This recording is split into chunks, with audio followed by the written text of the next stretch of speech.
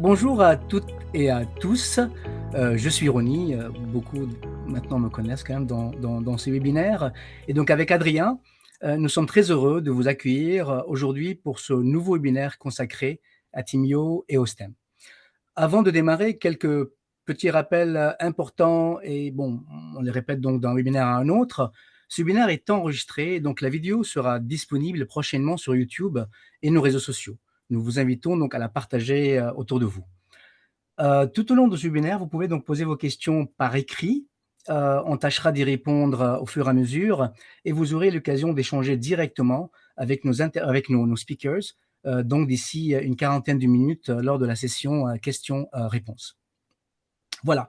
Eh bien, c'est notre premier webinaire donc après la pause estivale et nous savons à quel point vous êtes occupés en ces débuts d'année scolaire et nous sommes particulièrement heureux de vous retrouver aujourd'hui. Avant de donner la parole à nos invités, je voudrais vous dire quelques mots sur la place de Timio dans l'espace STEM.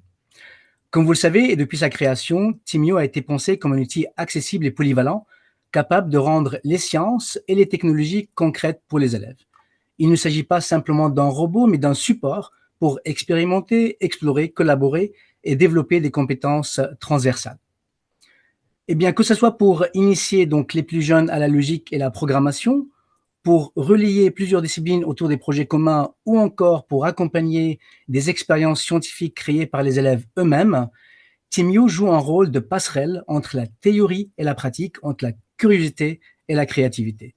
Et c'est exactement cet esprit que nos trois intervenants partageront avec vous là dans la foulée. Voici un aperçu rapide de l'agenda. Euh, Comme d'habitude, c'est un agenda relativement chargé et donc, comme à l'accoutumée, on risque de déborder de quelques minutes. Donc, sans trop attendre, je laisse la parole à Adrien pour vous présenter nos intervenants. Et moi, je vous dis à tout à l'heure pour la session questions-réponses et donc la session annonce où vous aurez quelques informations intéressantes à recevoir. Adrien? Merci Ronnie. Donc, bonjour à toutes et à tous. Effectivement, c'est un plaisir de vous retrouver. Surtout qu'on a un très beau programme aujourd'hui.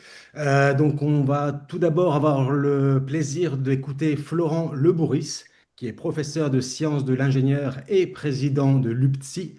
Donc, c'est l'Union des professeurs de sciences et techniques industrielles. Donc, Florent nous parlera du programme Step in STEM. C'est un programme qui permet aux enfants des écoles primaires et à leurs enseignants de découvrir les STEM autour de projets ludiques et concrets. Ensuite, la parole sera donnée à Daniel Auger, responsable du département design et informatique à l'École internationale de Genève. Donc, avec plus de 30 ans d'expérience dans l'éducation et les technologies, Monsieur Auger nous fera profiter de son expertise donc, concernant le développement et la mise en place de projets STEM innovants comme Mission to Mars ou F1 in School. Et pour conclure, nous accueillerons Romain Roduit, ingénieur en microtechnique, maître d'enseignement à la Haute École d'ingénierie de Sion et médiateur scientifique à l'Espace des inventions de Lausanne. Donc, Monsieur Roduit nous présentera un projet qui utilise des Timio comme instrument de mesure, donc une utilisation peu conventionnelle de ces robots qui peuvent donc se transformer en véritables outils d'expérimentation scientifique permettant aux utilisateurs de mener des mesures précises et d'explorer des phénomènes variés.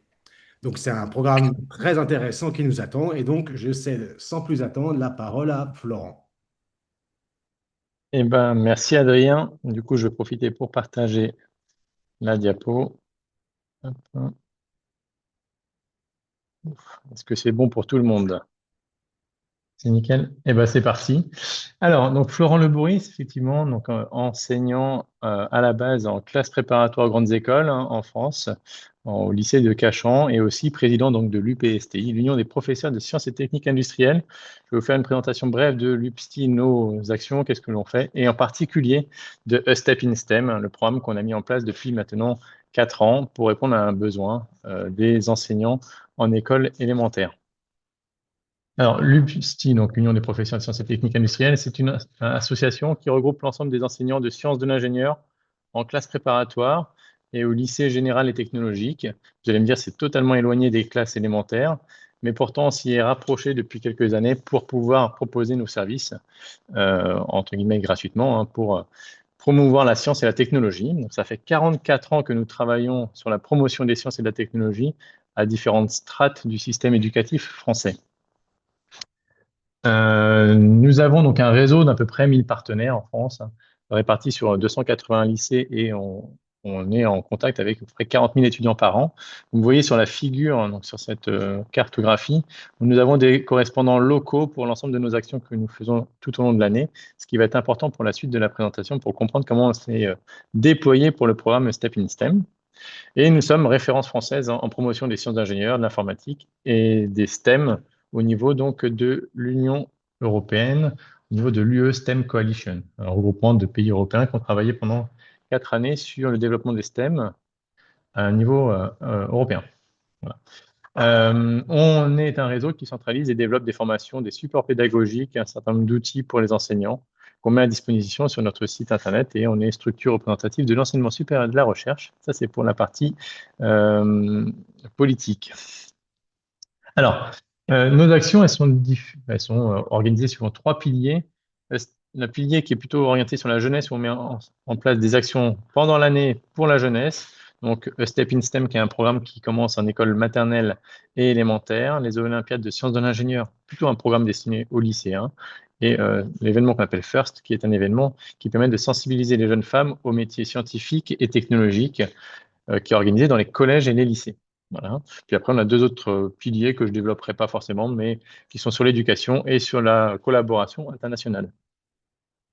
Alors, qu'est-ce que c'est que ce programme Step in STEM? L'idée est venue donc de ce consortium européen lors de l'UE STEM Coalition. C'est un manque de formation des professeurs donc, des écoles, qui sont pour une grande partie issus du monde éducatif, mais plutôt littéraire, et qui n'ont pas forcément de bagage scientifique très important. Donc, on s'est dit qu'il était important pour pouvoir sensibiliser les élèves à la démarche scientifique, aux activités pratiques, à la science et à la technologie, que l'on se déplace et qu'on propose des activités pratiques en co-enseignement. Donc, le terme co-enseignement est important. C'est-à-dire que toutes les activités que l'on fait avec les professeurs des écoles, elles sont faites ensemble. Nous, on apporte la partie technique et les professeurs des écoles, la partie plutôt pédagogique. On a défini donc un certain nombre de thèmes au cours de ces années, hein, sur lesquels on travaille sur des petits matériels pédagogiques, et on a 11 thèmes développés par les différents collègues de classe préparatoire qui fournissent les supports pédagogiques. Et parmi ces thèmes-là, il y en a un qui s'appelle donc robotique, numérique, informatique et robotique. Et dans ce cadre-là, donc on utilise le petit robot Timio pour aller proposer des activités en école élémentaire et maternelle. Alors ces activités, elles sont proposées durant toute l'année. On réalise 3 sessions sur 3 fois une semaine dans l'année. On mobilise les collègues pour pouvoir se déplacer dans les écoles élémentaires pour aller proposer des activités. Voilà. Donc les premières années, on avait quelques classes, 50 classes en école élémentaire, primaire, élémentaire, donc du CE1 au CM2. Et puis ça a augmenté petit à petit. Pour résumer tout ça hein, en quelques temps, c'est une réelle volonté de créer un continuum de formation pour initier les élèves à la science et à la technologie, une pédagogie basée sur l'expérimentation et les projets, et accompagner aussi et contribuer à la formation des professeurs des écoles. Alors, pourquoi le Timio hein On n'utilise que Timio pour toutes les interventions en robotique et informatique. Et cela parce qu'il est très robuste, et je vous donnerai les différents points par la suite, mais parce qu'il a quelques avantages. On a une couverture nationale grâce à notre maillage territorial, comme je vous ai montré donc en préambule, ce qui nous permet de faire partir des mallettes dans chacune des académies, chacune des circonscriptions dans lesquelles des collègues enseignent. Et donc nos mallettes Timio, elles se baladent pendant toute l'année hein, pour parcourir toute la France. Voilà. Donc là, vous avez des exemples de photos d'activités qu'on avait réalisées ici à Saint-Raphaël. Alors pourquoi le Timio pour Step in STEM? C'est des qualités donc immédiates, faciles de prise en main. Donc il n'y a pas besoin d'avoir un grand bagage scientifique. Il est robuste, les activités sont possibles sans ordinateur, ce qui est très important pour les écoles élémentaires.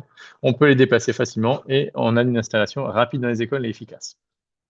Là, je vous montre quelques exemples. Timio, c'est pour tout âge. Donc on commence en maternelle, moyenne, grande section avec des activités donc dites débranchées ou la découverte du robot. Et puis on ne va pas faire que de la programmation. On va aussi s'intéresser à tout ce qui est matériel, les capteurs, les actionneurs. On va décortiquer le Timio, décortiquer son fonctionnement pour faire l'analogie avec l'humain, ce que les élèves adorent. Donc, comprendre qu'est-ce que c'est qu'un capteur chez l'humain, comment il est retranscrit dans le robot Timio. Donc, c'est beaucoup d'activités de découverte, d'émerveillement, et ce qui permet aussi de sensibiliser les élèves et de canaliser certains élèves qui sont parfois un petit peu plus compliquées sur des classes classiques. Ensuite, on passe en élémentaire, donc du CP au CM2, et là, on va pouvoir aborder un peu de programmation sur PC, tablette, avec des logiciels adaptés, où on décrit toute la trame. Vous avez un exemple de fichier qui est donné sur la partie gauche. Et on fait des activités, bien sûr, en groupe. On va mobiliser donc ces compétences psychosociales pour les élèves de capacité à travailler en groupe sur un projet concret. Voilà. Donc là, ils apprennent au début un peu de VPL et puis ils passent très rapidement sur du Scratch. Alors, je vous propose de regarder ce que ça donne en image. On a eu la chance d'avoir la Maison des Maternelles, donc l'émission La Maison des Maternelles de France 2 qui est venue tourner l'événement. Donc, Bonjour je à vous mets tous. une petite minute de vidéo. Bonjour les enfants. Donc aujourd'hui, on va faire un petit peu de robotique. Les petits robots qu'on va utiliser, c'est ceux-là. Ah, il s'appelle Timio, le petit robot. D'accord? Et il peut faire plein d'actions à votre place. Et ce que je vous propose, c'est qu'on va découvrir comment il fonctionne. Ça va être un travail d'investigation, de scientifique. Il va falloir faire des tests, des expériences pour trouver quelle couleur correspond à quel comportement. Là, tu peux choisir la couleur avec laquelle le robot va fonctionner. D'accord? Et là, en fonction des couleurs, le robot il va avoir une réaction différente. Donc, je vous propose de découvrir ce qu'il fait quand il est de couleur verte.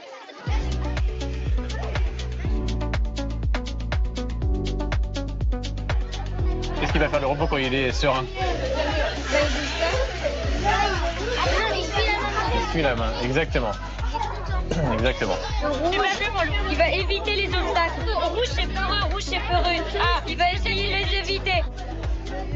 Premier objectif, que les élèves découvrent ce que c'est la science, découvrent ce que c'est que la technologie, pour ensuite peut-être créer des vocations pour la suite des études supérieures.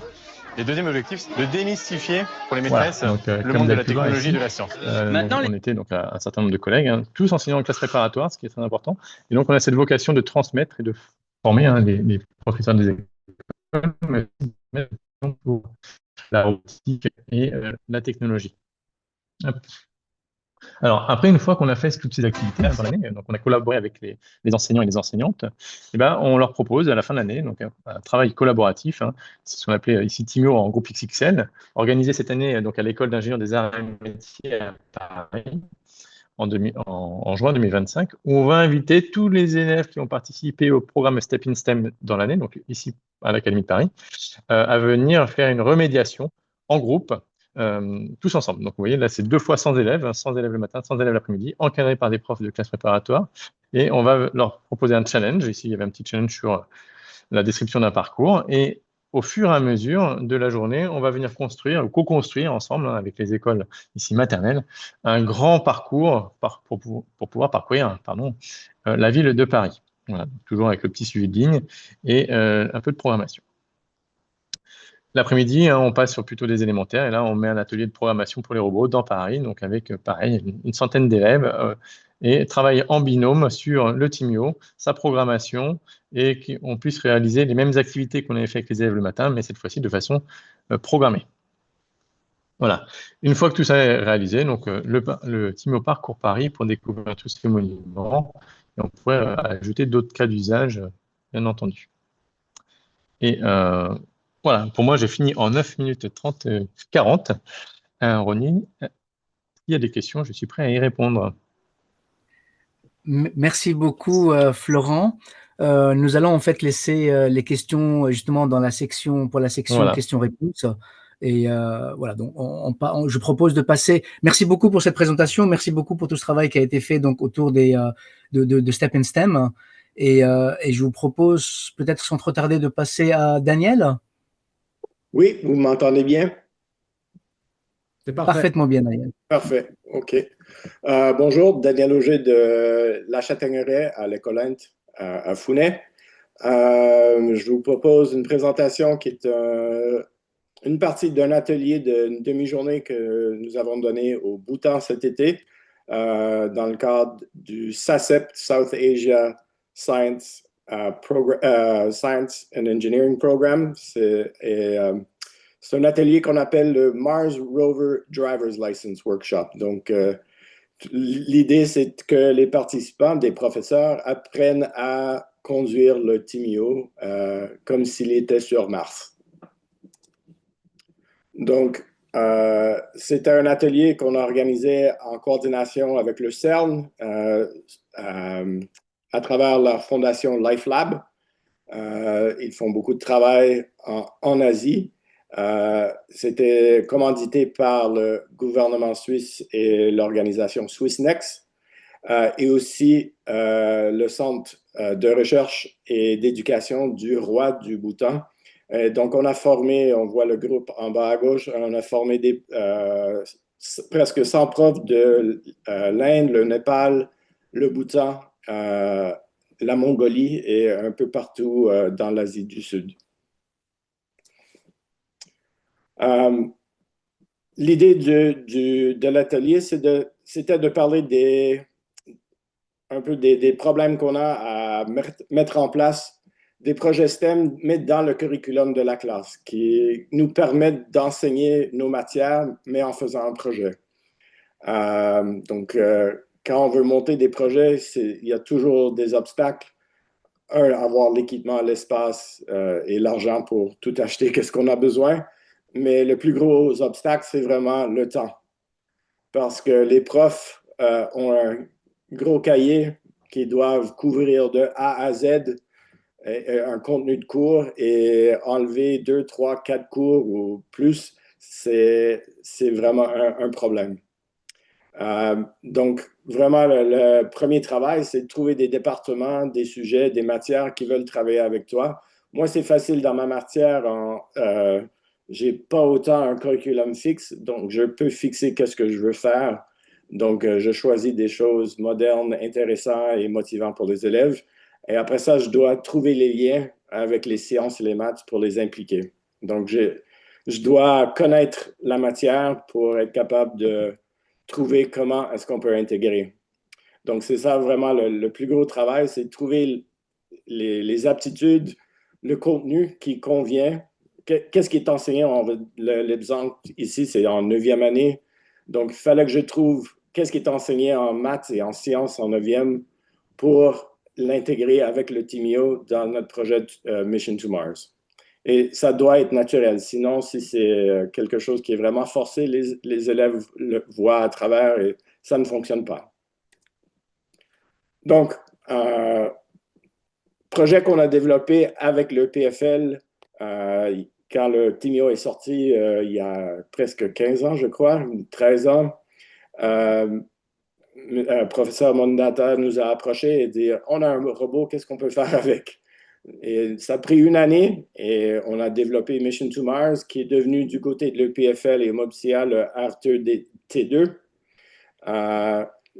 Le Mission to Mars original ne ressemble rien à le Mission to Mars maintenant ou le R2T2 que Mobcia fait maintenant. On est rendu à notre 11e mission. On a sauté une année avec le COVID. Et on a eu la chance de travailler avec l'Agence spatiale suisse, qui nous ont prêté un astronaute et un expert en sciences spatiales pour nous aider à créer une mission réalistique. La tâche qu'on va regarder aujourd'hui, c'est une tâche en mathématiques, c'est une des tâches dans la mission qui va être de calibrer le TIMIO, parce qu'on doit le contrôler à distance et avec un délai du temps. C'est le délai de 30, nous on fait 30 secondes, mais c'est beaucoup plus si le robot était sur Mars. 30 secondes, c'est suffisant pour vraiment frustrer les élèves.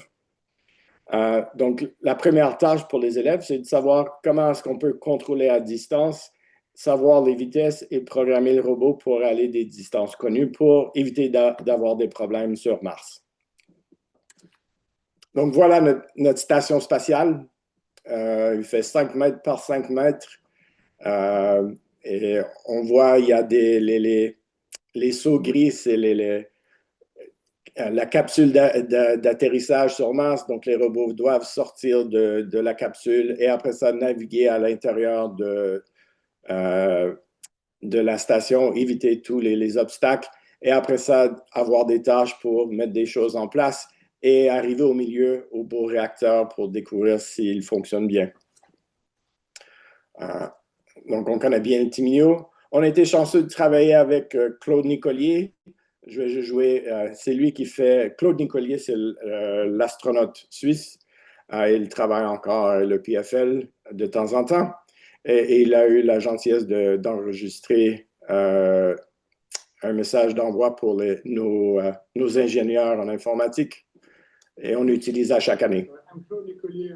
Ouais, le volume n'est pas très bon. Ouais. Donc, ça donne un peu l'idée. On lance la mission sur Mars avec l'astronaute M. Nicollier. Et après ça, une fois lancé, les enfants doivent programmer le robot pour être capable de naviguer sur Mars et compléter toutes les tâches. Donc, pourquoi on fait ça? On a créé quelque chose qui est réel. C'est vraiment un scénario très réalistique. Si on regarde l'astronaute Tim Peake, il y a quelques années, avant de la station spatiale, il avait contrôlé le robot de l'agence européenne et il contrôlait depuis la station spatiale. Le robot était dans un entrepôt sur Terre.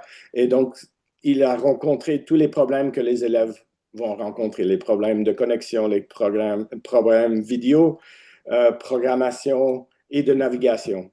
Donc, c'est vraiment un projet de programmation, mais de travailler ensemble en équipe, de résoudre les problèmes, de collaborer.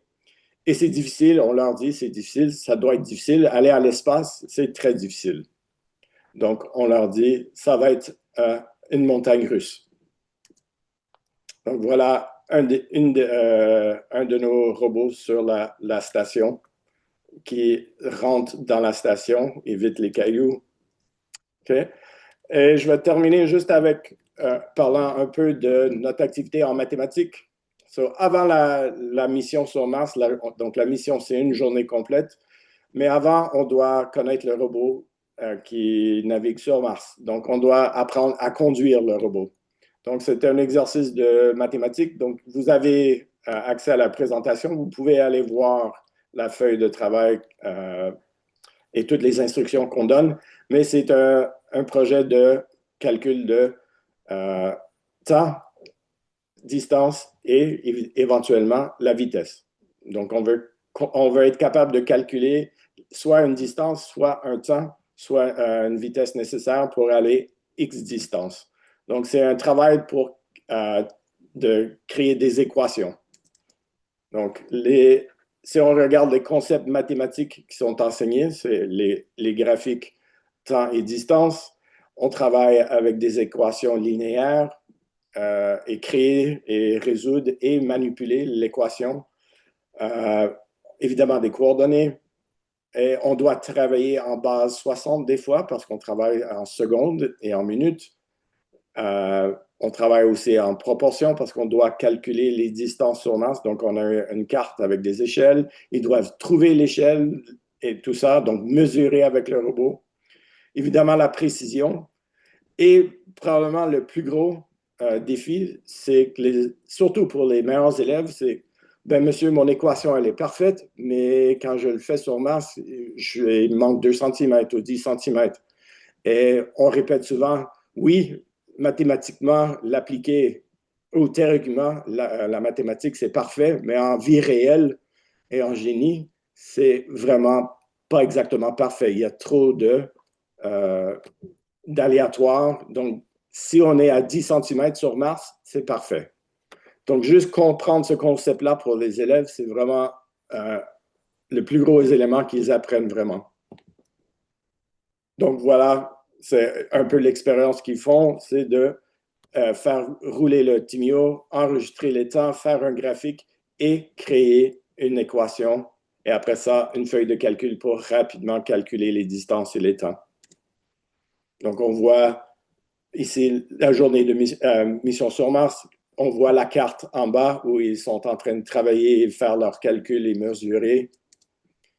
Notre générateur, merci à l'EPFL, au département d'architecture. Et voilà les élèves qui regardent, évidemment avec le délai dans les satellites, il y a un délai, donc ils envoient une commande et ils doivent attendre le résultat. Et donc, c'est vraiment, il y a beaucoup de tension. Il envoie la commande et beaucoup d'excitement quand finalement ça fonctionne. Donc, c'est vraiment dynamique l'environnement. Je peux parler un peu d'un autre projet qu'on fait juste rapidement pour terminer. Un autre projet qu'on fait, ça s'appelle F1 to Schools. C'est un projet d'imprimé 3D. C'est un projet qui est global, mais nous, on fait un format à l'école plus simplifié. Donc, ils doivent créer une voiture imprimée 3D de Formule 1. Et on a une journée, un STEM Day qu'on appelle, où ils vont tester des voitures existantes, les mettre dans les souffleries pour voir l'aérodynamique. Ils vont recueillir les données, voir les temps, peser les voitures pour voir qu'est-ce qui rend une voiture plus rapide qu'une autre. Donc voilà. Et les voitures vont à 50 km à l'heure. C'est ça. À la fin de ma présentation, on a les souffleries ici. Et à la fin de la présentation, vous avez le code QR, donc vous avez accès à ma présentation, soit avec le lien Bitly ou avec le code QR. Et voilà. Merci beaucoup, Daniel. J'étais justement en train de flasher le QR code. Donc, je vais donner la parole à notre dernier intervenant, Romain. Alors, on est bon, je vous partage mon écran. Voilà, donc je vais vous présenter. Vous me voyez l'écran là, c'est bon? Extra, merci. Alors, je vais vous présenter un atelier qu'on a mené à la Haute École d'Ingénierie à Sion, qui utilise Timio comme un instrument de mesure. Donc, cet atelier a eu lieu dans l'espace Fabule, qui est un espace ouvert. Nous accueillons jeunes de tous âges. Et là, c'est un atelier qui a été mené avec des élèves du cycle d'orientation Saint-Maurice. Donc, c'est des élèves qui ont entre 12 et 15 ans. Et puis, l'idée, c'était vraiment de les plonger dans la réflexion de la méthode scientifique. Et pour ça, on a eu envie d'utiliser le robot Timio, mais d'une manière un petit peu différente de celle habituelle. Comme vous voyez l'image là, où on a un robot Timio utilisé comme robot mobile. Et puis, l'idée, c'est basé sur l'utilisation qui a été faite en 2011 du robot Timio pour utiliser un peu comme un... Là, c'est l'idée d'un pendule, et puis on va mesurer la fréquence du pendule. Et puis, basé sur cette idée-là, eh bien, on a eu envie de faire une immersion dans la démarche scientifique. Pour ça, je suis un petit peu perturbé parce que je ne sais pas, est-ce que vous avez mon retour sur l'écran ou bien vous voyez ma présentation correcte? On la voit parfaitement bien, la présentation. Ok, d'accord, alors c'est parfait, très bien.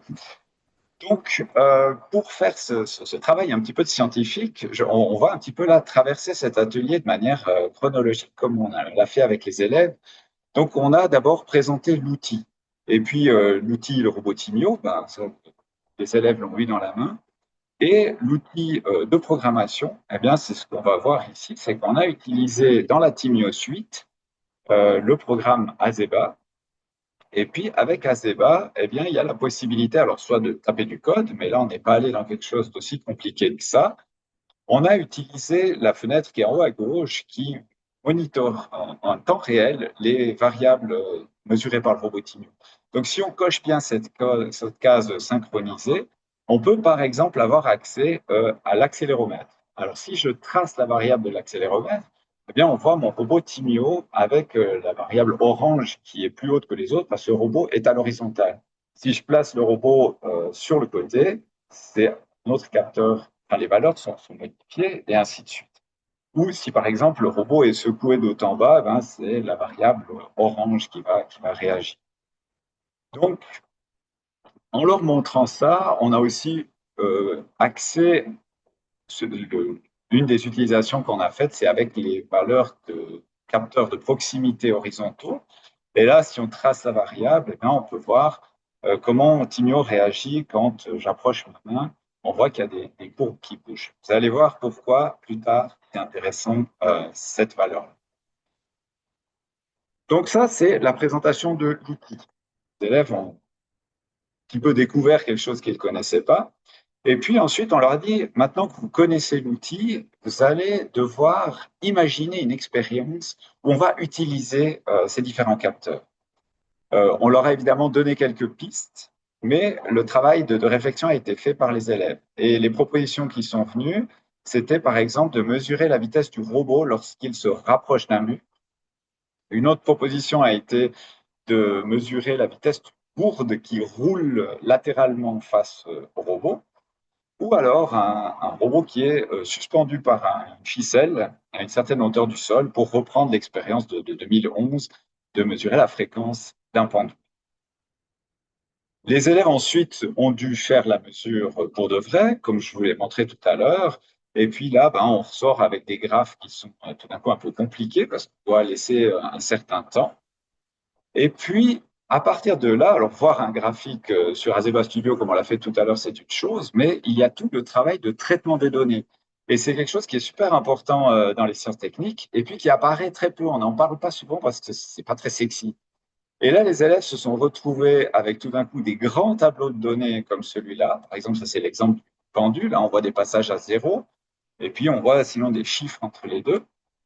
Et de ces données-là, il faut sélectionner les plages qui sont intéressantes ou un endroit où tout d'un coup on peut identifier la fréquence du pendule. De même, avec le robot qui a une gourde qui passe devant lui, on voit la photo sur la droite et puis on voit sur le haut le tableau de données qui est déjà traité par l'élève et qui a sélectionné les plages intéressantes où les capteurs ont des mesures qui seront utiles pour le traitement. La partie suivante, et là on est vraiment dans quelque chose, pardon, ça c'est un autre calcul, c'est quand le robot s'approche du mur, par exemple, on va avoir ce genre de courbe où le premier capteur, celui qui est tout à l'avant, c'est-à-dire prox horizontal 2, va détecter l'obstacle en premier, ça c'est le jaune ici sur le dessin. Les deux suivants, c'est-à-dire le vert et le orange, interviennent ensuite, et les derniers, ceux qui sont tous sur le bord. Et à partir de ce graphique, il faut interpoler une courbe, une pente moyenne, et puis cette pente va nous donner la vitesse. Mais ce travail-là, c'est vraiment quelque chose de très sensible et puis qui donne à réfléchir aux élèves parce qu'ils voient bien que le robot se déplace, ils voient bien qu'il y a quelque chose qui bouge, et puis de là à traiter le mot pente, ce n'était pas quelque chose d'immédiat. Et à partir de là, les chiffres ont parlé et les élèves arrivent avec un résultat comme ça, 3, plein de chiffres. J'ai fait exprès laisser dépasser sur la droite parce qu'ils me fournissent 12 chiffres après la virgule parce que c'est ce que leur donne le tableur Excel.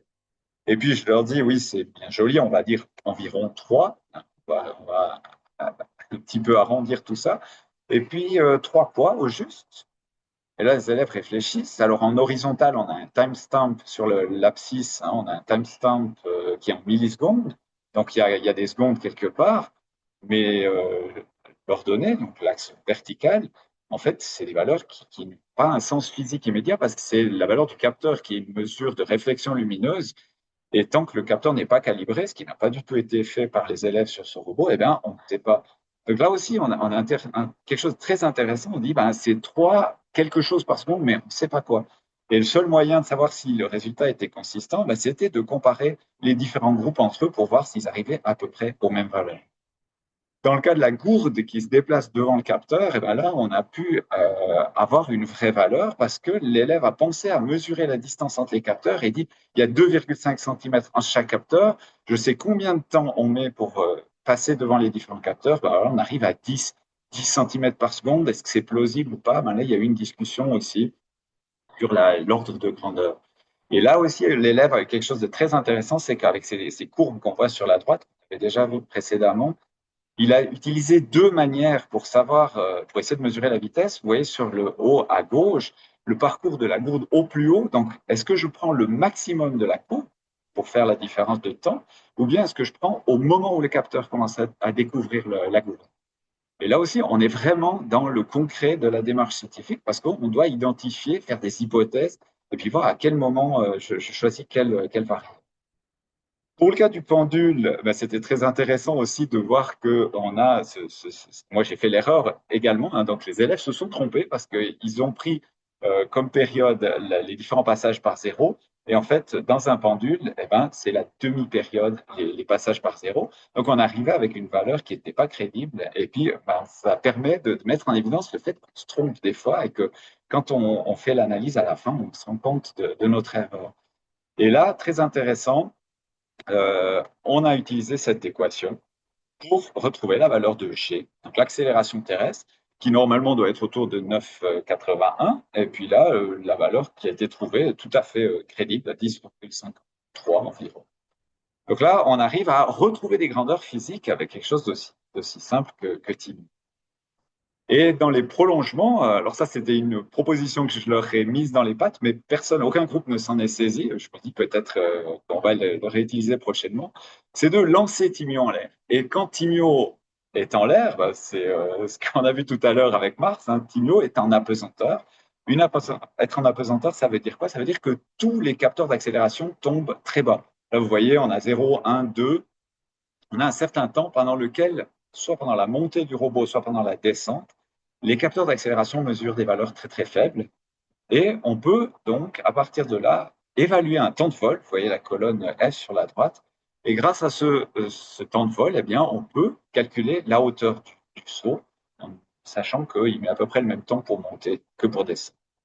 Donc voilà l'exemple que je vous ai donné ici permettait vraiment de mettre les élèves en situation de chercheurs où on prend possession d'un outil, on doit connaître ses limites, la fréquence d'échantillonnage, la distance de mesure des capteurs de proximité, par exemple.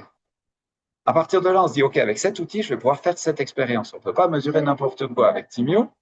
Et puis là, ils ont dû jouer le rôle d'identifier une expérience qui va leur plaire, prendre des mesures, traiter les données. Ça, c'était pas rien parce qu'on exporte les données sous format CSV. Il faut ensuite l'importer dans un tableur, choisir lesquelles données sont pertinentes. Est-ce qu'on néglige certaines parce qu'elles ne nous plaisent pas ou bien est-ce qu'au contraire, on les prend avec et puis on essaie de comprendre pourquoi elles ne nous plaisent pas? On fait des calculs et à la fin, on a des résultats, on les publie. Alors, c'est-à-dire que là, les différents groupes ont présenté aux autres groupes les résultats qu'ils avaient obtenus. Voilà. Merci pour votre attention.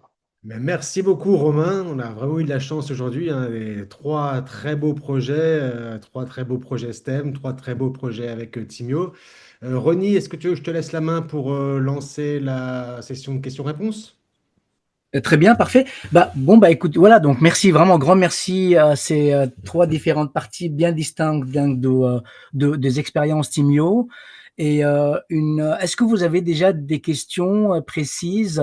Vous n'avez pas été très actif dans le chat, mais est-ce que vous avez des questions directes à nos speakers? Donc, et si vous le souhaitez, vous pouvez peut-être unmuter votre micro pour la poser directement. Alors moi, pour commencer, juste une petite question à poser à Florent, par exemple.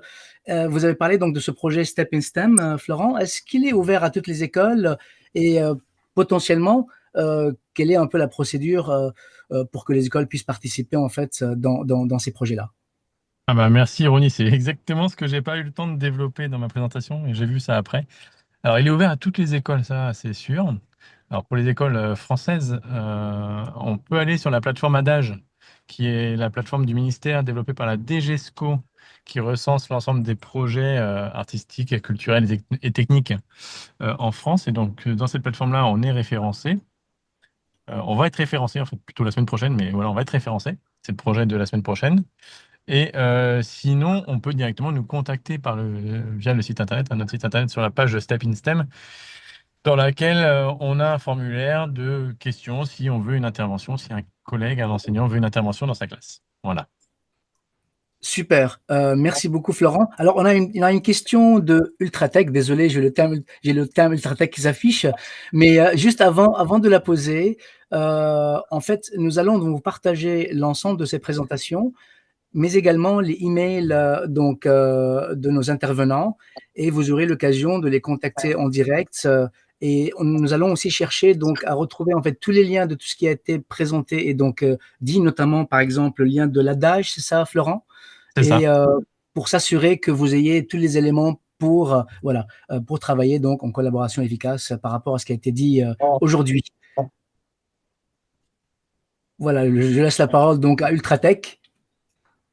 Merci, merci. Alors, je me présente, bien que le, le pseudo du chat, c'est Ultratech. Moi, c'est Serge Mbézé. Je suis data scientist formé au groupe Gemma à Paris. Mais j'ai décidé d'intervenir en Afrique, plus particulièrement au Cameroun. Et je voulais savoir s'il était possible. Vous avez dit les écoles, vous vous limitez juste à Paris et en France, je suppose. Non, non, non, alors, on se limite effectivement, alors pas à Paris, hein, à la France. L'objectif sous-jacent de Step in STEM, c'est d'aller sensibiliser les élèves qui sont en école plutôt rurale ou avec des moyens moins importants que dans le centre parisien. D'accord. D'accord. Voilà. On a déjà des Excusez-moi. collaborations en Afrique, mais Ah, pour les classes préparatoires, pas pour les élèves en élémentaire. Donc, on a déjà des collègues qui vont en Afrique former les enseignants. Voilà. oui, justement, ça tombe sur le sens. En fait, par rapport à la question que je voulais poser, c'est qui était beaucoup plus basée sur les partenariats. Parce que j'ai vu la première intervention, c'était STI, qui parlait de partenariat.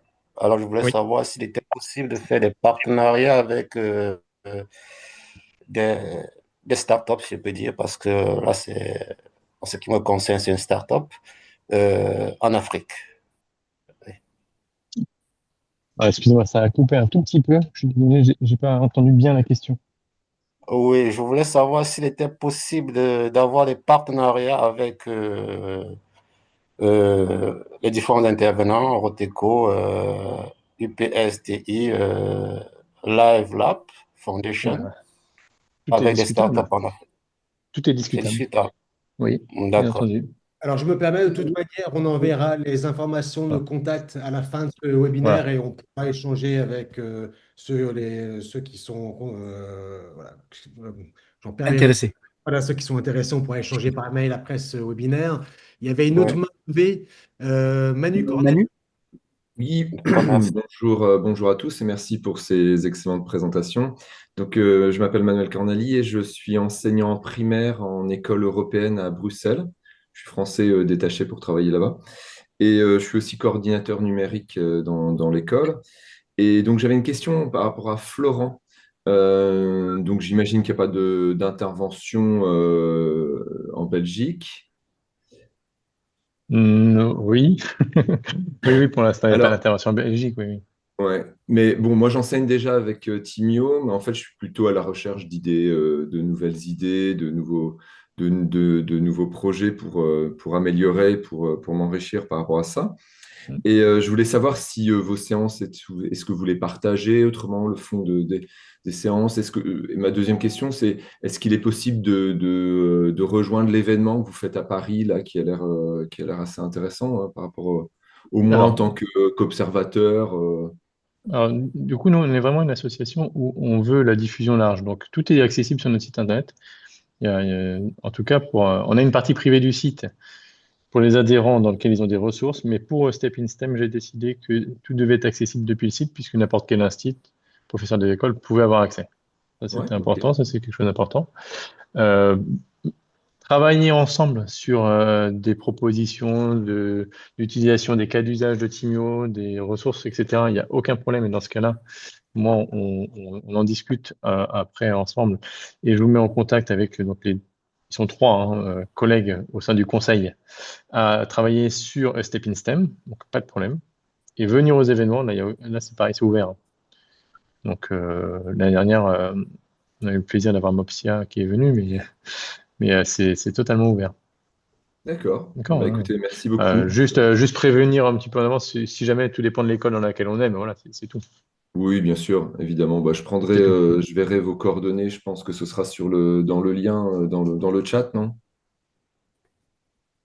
Je pense que Ronnie, On tu vous vas les les enverra. envoyer globalement, c'est ça? Vous Oui. les enverrez. En Ok, fait, très bien, il y parfait, aura un merci mail de beaucoup. follow-up et donc on vous enverra toutes les informations. Merci Voilà. beaucoup. Et je profite de la question pour indiquer à tous ceux qui cherchent des nouvelles idées ou des projets sur Timio ou autres, qu'ils aillent faire un petit tour sur Oteco, où les enseignants partagent leurs projets. Mm. Et s'ils ont des projets innovants qu'ils veulent partager avec la communauté, surtout qu'ils n'hésitent pas à le partager sur la plateforme. Merci. Super. Auriez-vous d'autres questions? Et moi, j'ai encore aussi deux questions justement pour, par exemple, pour Daniel et Romain, concernant donc les âges. Bon, Daniel a parlé de deux projets, donc il a parlé de Mission sur Mars et du projet Formule 1. Ils sont verts à partir de quel âge? À quel point sont-ils accessibles ou pas?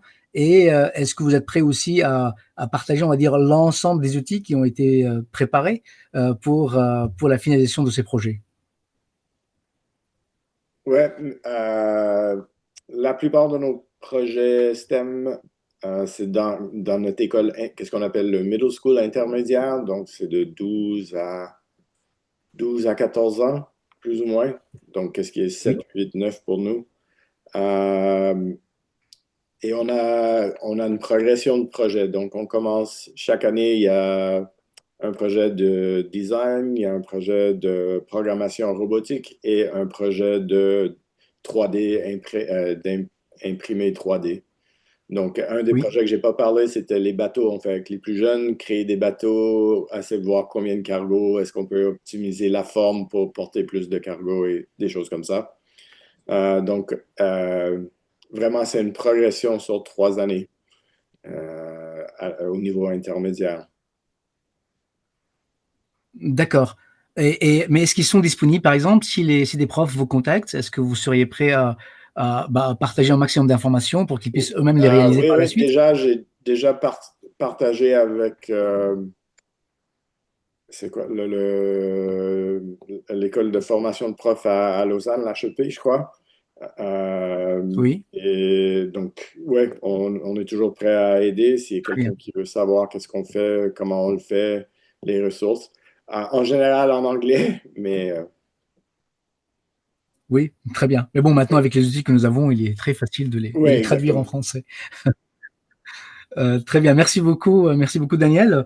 Et Romain, en ce qui concerne l'âge, parce que bon, j'ai été un peu dépassé par tous ces calculs, peut-être à tort, mais il s'adresse à partir c'est pour des élèves de quel âge? Alors, sauf si le point a déjà été précisé, mais... Ouais. Oui, alors là, c'est des élèves du cycle d'orientation, c'est-à-dire entre 12 et 15 ans. Mais alors là, c'est clair qu'on les a pas mal assistés pour toutes les parties calcul. Les équations étaient déjà données, et puis après, on les aide à rentrer dans le tableur l'équation. Mais la partie calcul, c'est quelque chose qui est adaptable en fonction de l'âge. On peut aussi, pour des plus grands, les laisser se dépatouiller. Ça dépend aussi beaucoup du temps qu'on a à disposition. C'est une partie qui prend du temps, mais qui peut aussi être intéressante dans la passer d'expérimentation, passer de la théorie à la pratique. D'accord. Et donc de même, cette expérience, vous êtes prêt à la partager donc avec ceux qui seraient intéressés oui, alors en termes de documentation, en termes de... Oui, alors il n'y a pas énormément de documentation. Moi, j'ai fait un petit feuillet avec les différentes étapes. Ça, je peux tout à fait le mettre à disposition sans aucun problème. Et puis après, c'est vraiment la pratique, quoi. Très bien, très bien. Bon, bah du coup, je vous propose de passer à la section donc d'annonces. Et là, j'ai quelques informations quand même assez intéressantes à vous partager. Alors, on a, je crois, 4 ou 5 informations à vous partager. D'ailleurs, il y a eu une question qui concernait le programme ambassadeur et dont on aura l'occasion justement d'en parler dans cette session. Alors, vous allez voir, donc, comme tout au long de cette présentation, un bon nombre de liens, un bon nombre de QR codes. Ne vous inquiétez pas, on va vous les renvoyer et vous allez pouvoir donc vous aiguiller en fonction des points qui vous intéressent. En termes d'annonce, je voudrais tout d'abord vous parler en fait de notre prochain webinaire qui aura lieu le jeudi. Alors c'est la première fois que nous avons des webinaires le jeudi, non pas les mercredis. Donc jeudi 6 novembre.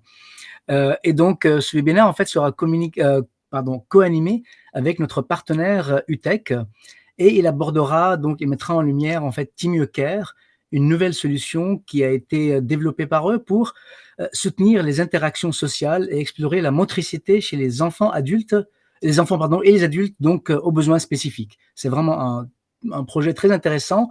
On avait rapidement parlé il y a 1 an de ce projet-là qui était encore sur les papiers, mais désormais Timio Care est déployé dans plusieurs établissements et on aura l'occasion donc d'inviter des écoles qui partageront avec vous leur retour d'expérience. Toujours dans la rubrique webinaire, nous souhaiterons aussi vous inviter donc au monde de la magie, à la folie des fêtes de fin d'année, pour le mercredi donc 17 décembre 2025 pour ce fameux donc webinaire de fin d'année avec Timio. Et au programme, on aura donc plusieurs idées innovantes, quelques expériences pareilles qui ont été menées par exemple par des étudiants, notamment les étudiants du lycée de Villegénis, qui ont créé leur propre IA à Timio, donc, et ils l'ont donc adossé à Timio. C'est vraiment un projet qui, à mon avis, va intéresser beaucoup de profs pour essayer de les reproduire. On aura aussi donc beaucoup de nouveaux projets qui sont autour des parcours STEM que nous sommes en train de déployer et bien entendu donc les fameuses surprises de fin d'année. Maintenant, je voudrais passer à une autre annonce qui est très importante pour nous et nous sommes très heureux donc de vous la partager. Nous avons obtenu un score exceptionnel de 9,56, donc 9,6 sur 10 sur l'indice de réparabilité iFixit. Qu'est-ce que cela signifie? Eh bien, c'est la preuve que Timio n'est pas simplement donc cet excellent robot que nous découvrons depuis maintenant 13 ans, mais c'est aussi un produit durable et responsable. Et en fait, ce score, donc, qui est très élevé, comme vous pouvez le voir, donc, eh bien, montre à quel point Timio est facile à réparer, donc facile à remplacer des pièces et donc à prolonger sa durée de vie. Pour nous, c'est un engagement fort donc, en faveur de l'irrigation long terme, mais c'est également on va dire un combat contre l'obsolescence programmée. De même, nous vous enverrons donc plus de communications dédiées spécifiques dans les prochains jours et nous vous enverrons également donc une documentation spécialisée qui est déjà publiée sur iFixit. Donc, si vous avez vos propres robots, vous pouvez, ou des robots qui ne fonctionnent pas, vous pouvez simplement aller sur le site et donc suivre la documentation et les réparer tout simplement. Toujours dans cette rubrique d'annonces, nous avons véritablement besoin de vos retours sur l'utilisation de Timio dans vos classes. Certains d'entre vous ont reçu un sondage détaillé afin de mesurer l'impact de Timio dans l'enseignement. Et donc vraiment, personnellement, je vous invite à prendre quelques minutes pour répondre à notre questionnaire qui, nous pensons, être crucial pour améliorer donc, nos outils et notre accompagnement. Donc, et n'hésitez pas, surtout pas, à partager ce lien avec d'autres enseignants qui utilisent Timio autour de vous. Pour nous, chaque retour est vraiment précieux pour cette étude et c'est avec cette étude que nous allons donc préparer, entre autres, le robot du futur. Pour finir, et donc cette fois-ci, c'est pas moi qui va faire l'annonce, je vais laisser la parole à ma collègue Claire qui vous parlera du programme Ambassadeur. Claire ? Bonjour à tous et à toutes. Je me présente rapidement pour celles et ceux qui ne me connaissent pas. Je suis Claire Larieux. Je travaille depuis maintenant 9 ans au sein de l'association MAPSIA. Et du coup, aujourd'hui, j'ai pas l'habitude de parler devant tout ce monde, mais aujourd'hui, j'ai le plaisir de vous annoncer la relance du programme Ambassadeur Timio. On avait déjà commencé à en parler et puis c'est vrai que depuis quelques mois, vous avez été nombreux donc à nous en parler et à exprimer votre envie de rejoindre notre communauté. Donc c'est une communauté de partage autour de Timio. Ce programme Ambassadeur, il a pour but en fait de faire rayonner la robotique, la programmation avec Timio, que ce soit auprès des écoles, des enseignants, mais aussi, ça peut être aussi auprès des particuliers, des parents qui veulent utiliser le robot Timio chez eux. En tous les cas, c'est un programme qui a pour but de faire rayonner cet environnement-là avec des passionnés de robotique et des passionnés donc de Timio.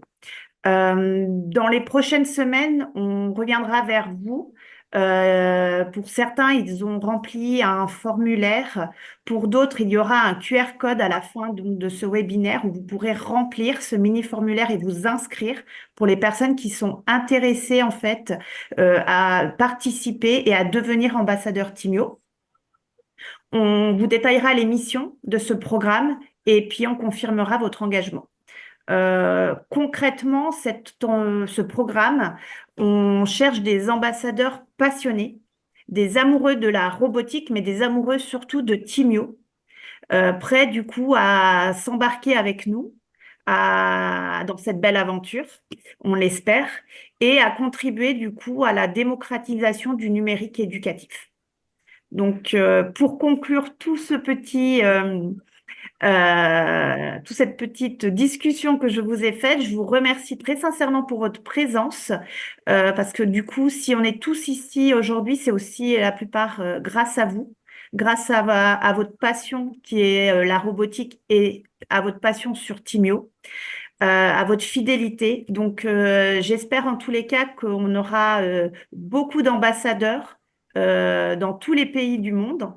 Et du coup, à nous faire grandir et à nous faire connaître partout dans le monde. Voilà, donc je vous remercie et j'espère en tous les cas qu'on vous contactera rapidement. Voilà. Claire, grand merci à toi.